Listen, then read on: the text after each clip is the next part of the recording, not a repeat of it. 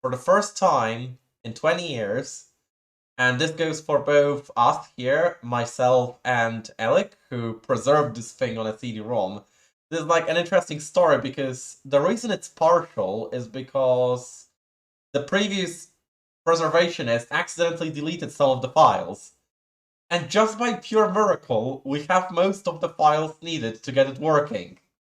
So now, with the replacement fonts, and thanks to Elig again, we can finally get a look at the first attempt at the ZZT2. Well, you know, MegaZeux existed before, but MegaZeux was always kind of its own thing, but this was literally called ZZT2, so I think it gets to claim the title.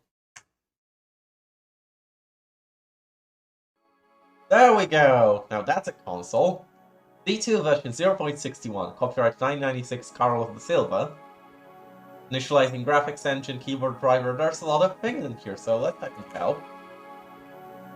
Yeah, we have like command history, we have scrolling support. It's quite a capable console, given it's a ZZT successor. So let's type in load to play Z2 demo.z2 and world file not found. Unfortunately, the demo world is one of the missing files. So, you know, the one thing that we would be all curious about, like a new lost game or sample, that's missing. We can type the command reference and see what else is available. You can clear the console, I guess. You can turn screen fading on and off, you can see the memory usage, which it apparently is using quite a lot of. 460k and we don't have anything loaded. That's like as much as ZZT uses for release. At least we get to listen to this nice music in the background. So other commands, menu, open a menu, and it's a version report. The graphics system is 3.2, let's open the menu, and this is the menu interface, and as you can see, we can play a world, we can load a world, which we don't have any, we can restore a world, again we don't have any preserved, we have game options, which don't work, we have a console, which we just were in, and we have an enter. Excellent. So this is the Z2 editor, and this is like the only part of it that actually works. But it's quite capable, as you can see. You travel quickly and things like that. There's two helps. There's the editor help and the hotkey help. Let's look at the editor help first. And I really dig like the aesthetic and translucency of it. It's really unique. You didn't really see that many ZZT successors from our community go in this direction. Except like out of the finished ones. Bang, I guess, went in a similar direction. So Z2 online manual. Getting started. What is it? Z2 is a shareware game which not only lets you play great games, but lets you create your own games which you can share with others. These games are created using tile graphics similar to those found in games like Ultimate 6 Wasteland. Music can be added to the games in the form of modules, mod, S3M and XM. Worlds can be populated either with pre-built creatures or with anything of your choosing via the internal programming language. The internal programming language lets you design intelligent creatures, NPCs that react to the player and hold conversations, create custom special effects, and much, much more. Now, you can register, but the registration option actually doesn't work in this version yet, and brings you to the credits. So the game design is Carlos DaSilva, Z++ language design is to Carlos and James, and most of the programming is Carlos, except for like all the people that code was put into this. Background of console Bluestone, music credits Temple of the Sun with a question mark. There are quite a few testers because these were posted on the #MegaZeux IRC all the way back in '96. So there's a lot of names here, a lot of old names, and a lot of nicknames, which I guess are fine to show. So this is the #MegaZeux gang of all the people who are like regulars in there in '96, which is also interesting because we really don't have a lot of community lore from this time period. And of course, special thanks Tim Sweeney for ZZT, its software for Quake, you know, it's '96, ZZT Club for making great games, software for MegaZeux, and of course, parents. Beta tester notes. This is the public beta version of Z2. I recommend to play with it, enjoy it, and find out any and all bugs, and contact me so that I may fix them.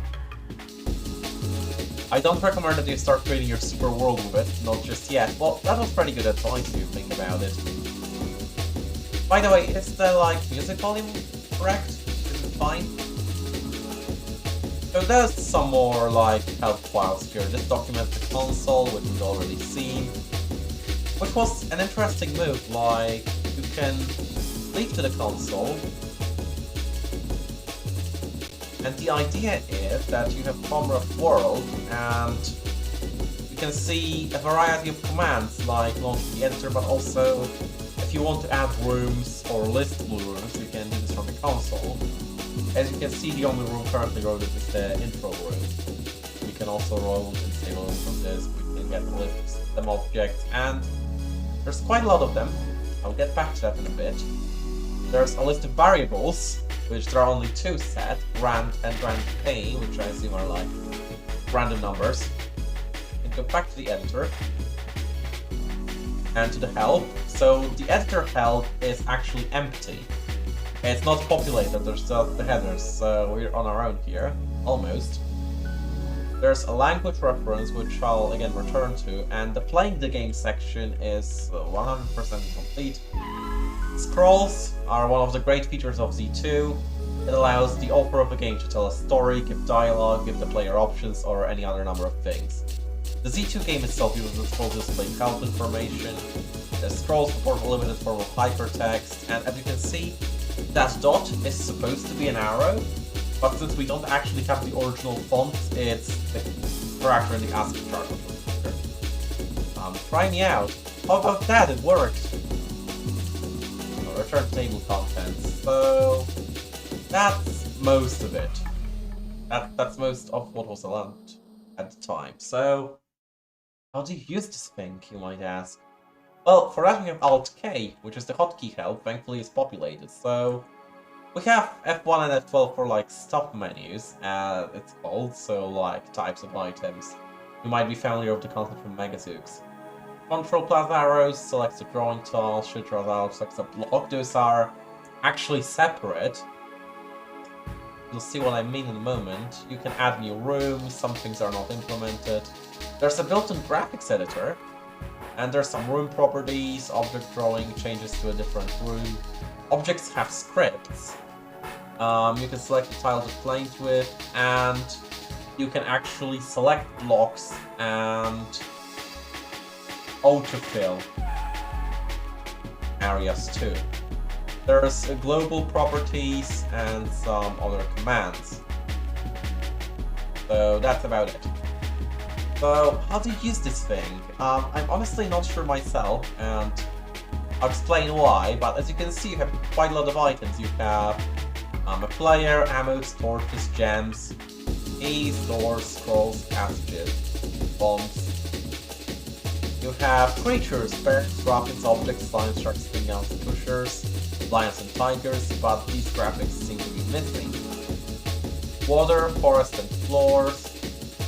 Walls of a variety of types. And also you have a lot of tiles, as you can see, like have a grassy tile, a leaf tile. Which tile is this? Minecraft? And these things. And also you have, for puzzles, you have boulders, sliders, blink walls, transporters, and ricochets, with different directions this time around. F6 to F12 don't do much of anything. So, let's place a player, and DOSBox crashed. Right, yeah. Well, it is a beta. You know, you're not supposed to create your super world with it just yet. There we go, we're back in action, and again, let's place a player. And as you can see, player is tile number 1, code 11 bytes, layer object. So let's try playing the game, and no matter how hard I hammer, the player doesn't do anything. And I'll explain why in a moment. So let's look at the code for this, and you can see there's just hash bind player. There are some properties available. Object is the player, capable of flight, an item, and some of these are configured, others are not. And leave, but you can ask yourself, where does bind from? And the answer to that is hinted at by the table of contents here. There's a global room and a system room. And what I assume is happening is that the global room is some kind of room with objects loaded all the time within a world. And the system room is the room that Z2 comes with. Unfortunately, Z2 sys.dr, which is the file name of the system room, is also missing. It's not provided. And if we don't have the system room, we don't have the default code for each object. And as you'll see in a moment, if we don't have default code for each object, then we can't do anything. Because all of them are just... Yeah, so this is a bit of a problem. Thankfully, like, tiles aren't... Like, walls don't require code, but this means that too much of anything would, unless we code our own plane. So there's an editor here, as you can see, and you're familiar with the syntax. So if you go to F1, there's a syntax reference, and it lists quite a lot of commands. You can put in coordinates, which are X, Y, Z, which is interesting. I assume that refers to the floor, object, and ceiling layers. Direction, operand, messages, objects, ranges of numbers, strings, variables, and numbers or variables. So wherever you use a number, you can also use a variable. And coordinates, yeah, Z coordinates is one, which is the object layer. Yeah, you'll be able to read all of this once I upload the replacement fonts later. But as you can see, there's also command prefixes. For instance, you have the object name of movement, but you also have persistent movement as a separate prefix. You have camera pans as separate prefixes still. In some ways, yes, in some ways, no. It does some things which MegaZeux doesn't, and MegaZeux did some things that this didn't. Like, this is around the time MegaZeux 2.5 should have already been out. So that's the one we're comparing to. So we have interactions, we have barks, which I haven't gotten to work. As I said, I expect that a lot of this just wasn't fully implemented yet.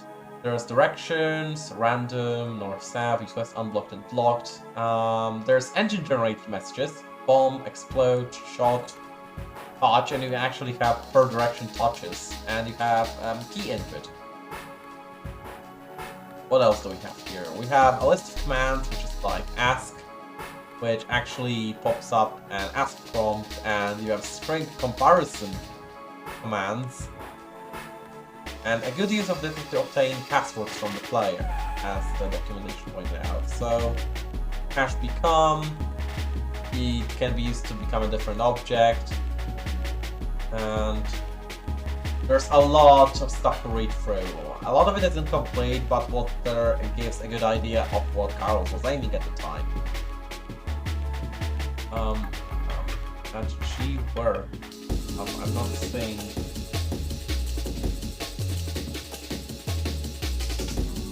So in Z2, all objects internal and not will still sync to the engine. You can even change the player object to something else, then the game effectively ends since the player can't move. Now, I'm not gonna go through all of this. Like, as I said, this will be available. Breakable sets the object's property of breakable off or on. Breakable objects appears when it's shot or bombed. So, I looked at the binary still and I found a list of all the labels that by the engine, which is a bit larger. For instance, go_n actually catches the up arrow key. This, and we can, repeat this a few times. And we can save, you actually have to press OK to save. And let's try it. There we go. Now we have a moving player. In a void. So let's throw something so it's like not a void.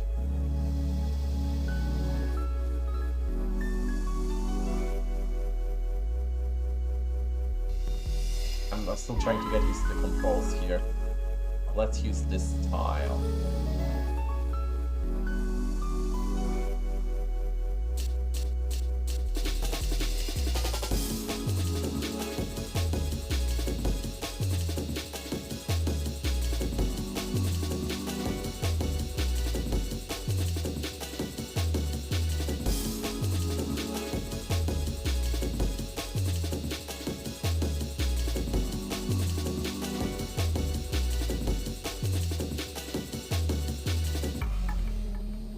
No, we're not going to hell today.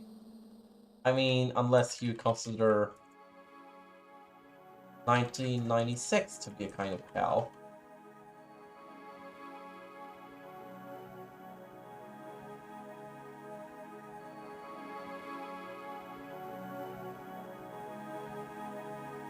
So now that we have drawn something, let's test it again, and it does work.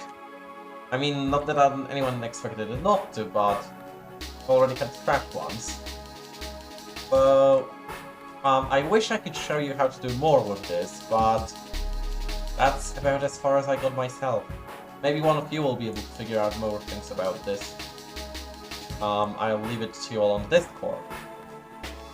So, before we end our deep dive into Z2, there's one more thing I'd like to show you. The tile editor. And the tile editor is amazing. It has so many features. Like, okay, so first you can use the arrow keys, which are misrepresented here, to traverse between tiles. And some of them are drawn in, and some of them are not. We can copy it into our buffer, and we can do things to it.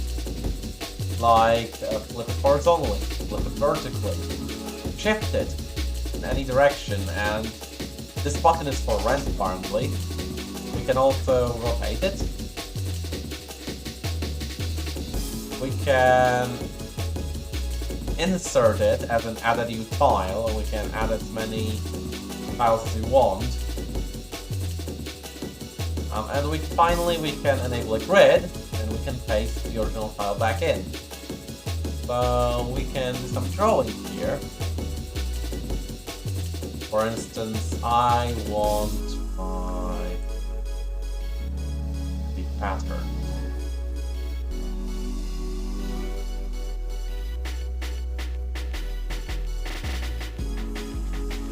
There we go.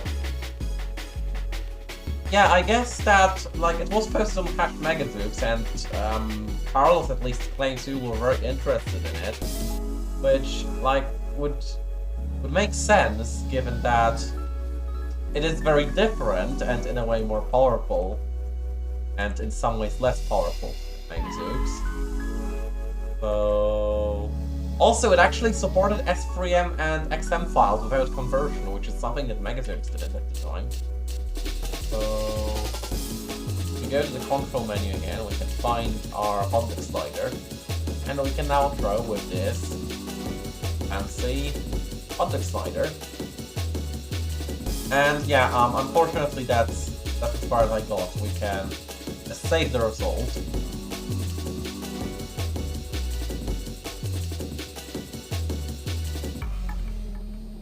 Also, based on all we know, this was the last version of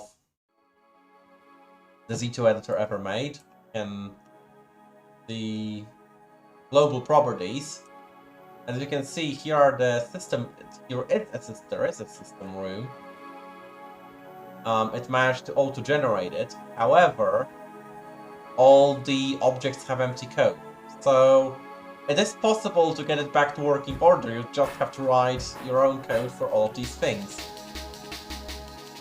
And then it should actually be possible to make games in this. But I leave that to the community. So, LG. There's also the list of global objects, which I assume are for... Yeah, so we can now of the world. And it's already allocating out of memory apparently, so it's probably gonna crash soon, but as you can see, there's quite a lot of nice features in here. There's room properties, which has like music to play with, fight, a re-enter of sound, of course, because it is the ZZT successor, a light level, ceiling player, which is not implemented, and boarding. Z2 was written in Whatcom C or C++.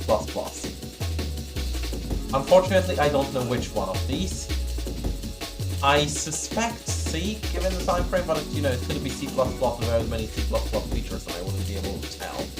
But C or C++, which is also in stark contrast to, you know, all the Euphoria-based game creation systems, of which we had like two. Corn Dog and Zig were in Euphoria, I believe. But yeah, this concludes our little journey into Z2. And I'm really happy I managed to finally find this, because it's exactly as interesting as I thought it would be. I already uploaded Z2 to the museum. I'm gonna link the replacement fonts in the Discord, as well as a tool to manufacture your own replacement fonts, so that, you know, you can make your own. But yeah, this was a real holy grail. I wouldn't be surprised, like Carlos doesn't have a copy and was posted primarily to a small niche of IRC users, so I wouldn't be surprised if this is literally the only copy still in existence.